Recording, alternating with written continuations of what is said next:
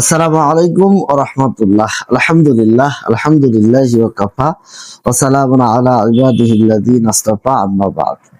প্রিয় বন্ধুরা, ১৬তম পর্বের ৮ নাম্বার ভিডিওতে বিশেষ বিশেষ বিশেষ একটি অনন্য বার্তা নিয়ে আপনাদের সামনে উপস্থিত হয়েছি।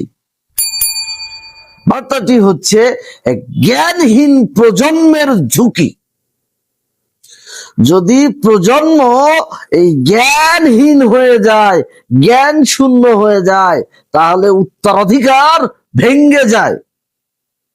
নবী সাল্লাল্লাহু আলাইহি ওয়াসাল্লাম ইলমকে ভিত্তি বানিয়েছেন, যেমন একটি ঘরের ভিত্তি থাকে। এটা তো জাস্ট নিছক একটা উদাহরণ, কিন্তু জ্ঞানের ভিত্তি যে কতটা জরুরি, কতটা গুরুত্ব রাখে, যারা জ্ঞান অর্জন করে এইটা শুধু তারাই বুঝতে পারে, এবং তারা ছড়িয়ে দিতে থাকে। এটাই হচ্ছে মূল ভিত্তি। সেই ভিত্তি বানিয়েছেন নবী করিম সাল্লাল্লাহু আলাইহি ওয়াসাল্লাম। ১৬তম হুকুম সেই ভিত্তি শক্ত করতে বলে।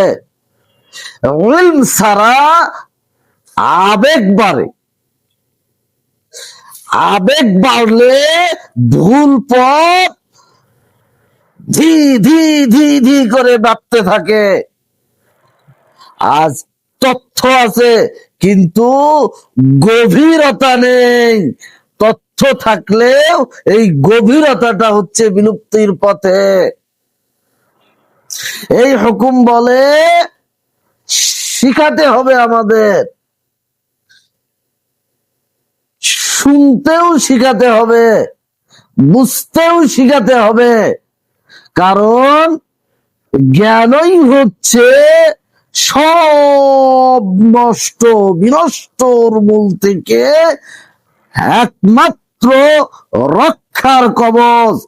এই জন্যই প্রথম আয়াতটাই হচ্ছে যে পড়ো তোমার প্রভুর নামে, ইকরা বিসমি রাব্বিকাল্লাযী খালাক। আগে নবী করিম সাল্লাল্লাহু আলাইহি ওয়াসাল্লামকে জ্ঞান দিয়ে পরিপূর্ণ করেছেন, জ্ঞানের মাধ্যমেই সবকিছু বিস্তার করিয়েছেন। মহান আল্লাহ তাআলা আমাদেরকে উপযুক্ত বিষয়ের উপর পুঙ্খানুপুঙ্খানুভাবে আমল করার তৌফিক দান করুন। হে আল্লাহ, আপনি কবুল করুন, আমিন।